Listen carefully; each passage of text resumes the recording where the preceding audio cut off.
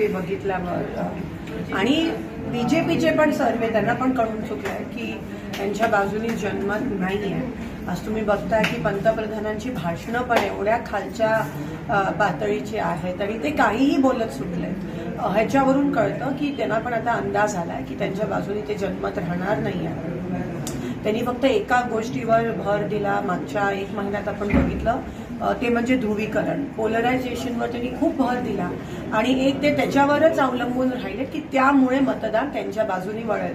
पण आता लोक वैतागलेत, लोक थकलेत, लोकांना काम बघायचं. आपण सोलापुरात स्वयं बघतोय की शेतकरी त्रस्त आहे, सर्वसामान्य माणूस त्रस्त आहे आणि हे पोलरायझेशन असू देत तेव्हा त्यांची जातीयवादावर धर्मांमध्ये तेढ निर्माण करण्याची भाषणं असू देत, लोक वैतागलेत. लोकांना कळून चुकलंय की आता बदल हा होणं गरजेचं आहे आणि काम लोकांना दिसणं गरजेचं आहे.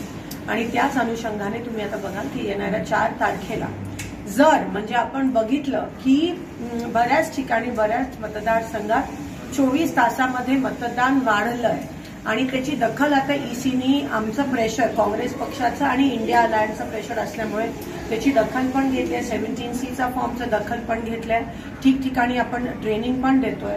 तर मला असं वाटतं आता त्यांचं एकच कदाचित तो शेवटचा हे असेल ईव्हीएम बद्दल काही. आणि हे नाही, सर्वसामान्य लोक आम्हाला फोन करून सांगतायत. मला मागच्या 20 दिवसात लोक फोन करतात की ताई आम्ही मतदान केलंय पण फक्त ईव्हीएम कडे लक्ष द्या.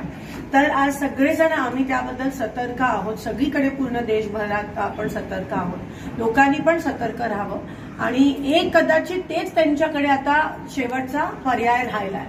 कारण का ह्यांच्या पलीकडे आपण काही म्हणजे कामाला सोडून देशाचं विटंबना करणारा जर त्यांची मानसिकता असेल तर ते काहीही करू शकतात सत्तेसाठी आणि हे आपल्याला दिसून आलं.